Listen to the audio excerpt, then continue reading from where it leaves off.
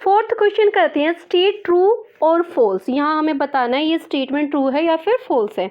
Each angle of a rectangle is a right angle. एक rectangle के सभी angle 90 degree के होते हैं। ये स्टेटमेंट हमारी ट्रू है, तो यहाँ पे हम लिख देंगे ये है ट्रू, क्योंकि रेक्टेंगल वही फिगर होती है जिसके सभी एंगल 90 डिग्री, 90 डिग्री को ही बोला जाता है राइट एंगल। ठीक है, रेक्टेंगल के चारों एंगल 90 डिग्री की होती है, रेक्टेंगल की यही प्रॉपर्टी होती है, और रेक्टेंगल में अपोजिट साइड इक्वल होती है। बस यहाँ पे एंगल की बात की गई है, यहाँ बोला गया है कि each angle of a rectangle is right angle, तो ये हमारी स्टेटमेंट बिल्कुल ट्रू है। बी पार्ट में हमसे पूछा गया, the opposite sides of a rectangle are equal in length.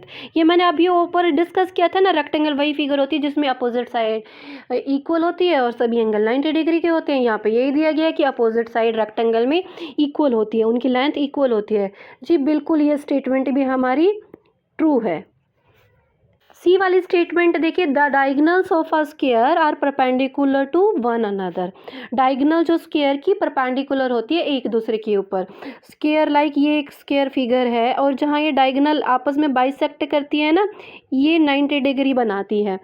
Square की डायगोनल के बारे में क्या क्या बता दिया जाता है, एक तो ये दोनों डायगोनल इक्वल होती है, बाइसेक्ट करती है एक दूसरे को, और बाइसेक्टर कैसा होता है, परपेंडिकुलर बाइसेक्टर होता है, परपेंडिकुलर बाइसेक्टर होती है स्क्वायर की डायगोनल्स।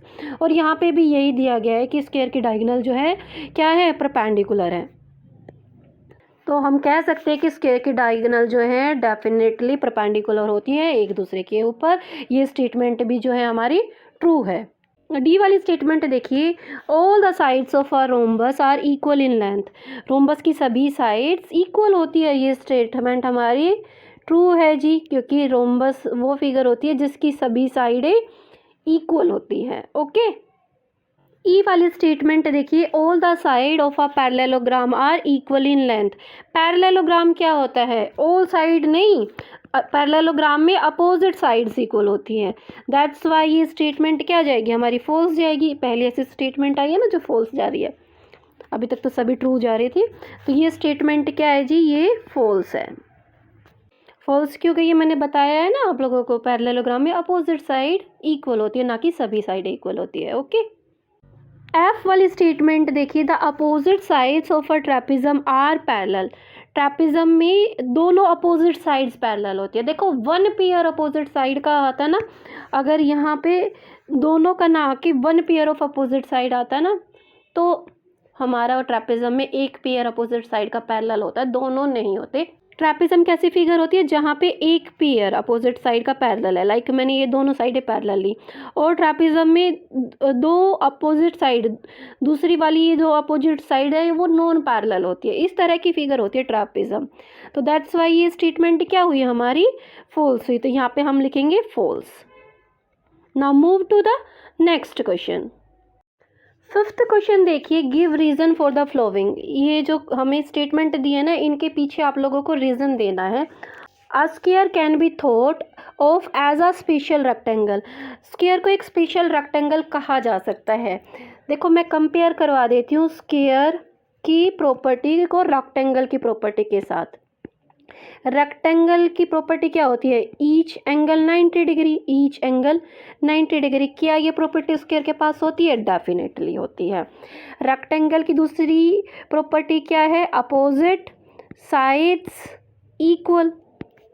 क्या ये प्रॉपर्टी स्क्वायर के पास होती है, आप लोग माइंड में ऑब्जर्व करते हो, डेफिनेटली ये प्रॉपर्टी भी स्क्वायर के पास होती है। थर्ड प्रॉपर्टी रेक्टेंगल के पास क्या होती है, डायगोनल्स इक्वल होती है। मैं यहाँ D1 लिख रही हूँ, D1 इक्वल्स टू D2। ये प्रॉपर्टी भी स्क्वायर के पास होती है। इसके अलावा स्क्वायर की कुछ और एक्स्ट्रा प्रॉपर्टी भी होती है, उनको मुझे बताने की ज़रूरत है नहीं। तो अब हम कह सकते हैं ना, एक स्क्वायर एक रेक्टेंगल भी हो सकता है, एक स्पेशल तरह का रेक्टेंगल है। तो ये स्टेटमेंट तो हमारी ट्रू है। इसके पीछे का रीज़न लिखेंगे, a square has all the properties of a rectangle। एक रेक्टेंगल की सभी प्रॉपर्टी जो है स्क्वायर के पास होती है, दैट्स वाई हम स्क्वायर को एक रेक्टेंगल कह सकते हैं। ये चीज़ मैंने आप लोगों को समझाने के लिए बताई है। अगर आप इसको अपने नोटबुक में भी करोगे ना तो टीचर गलत नहीं करने वाला। ओके, बी वाली स्टेटमेंट देखिए, a rectangle can be thought as a special parallelogram. एक रेक्टेंगल को हम स्पेशल पैरेललोग्राम भी कह सकते हैं। देखो पैरेललोग्राम में प्रॉपर्टी कंपेयर करें, पैरेललोग्राम में दो ही प्रॉपर्टी होती है, अपोजिट साइड्स इक्वल, ठीक है। और ये प्रॉपर्टी रेक्टेंगल के पास क्या ये प्रॉपर्टी होती है?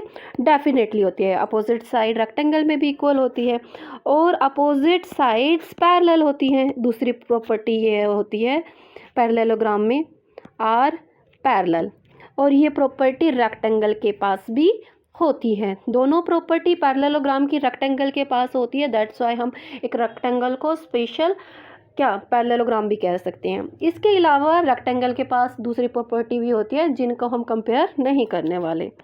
तो इसमें भी हम रीज़न में यही लिखेंगे, आ रेक्टेंगल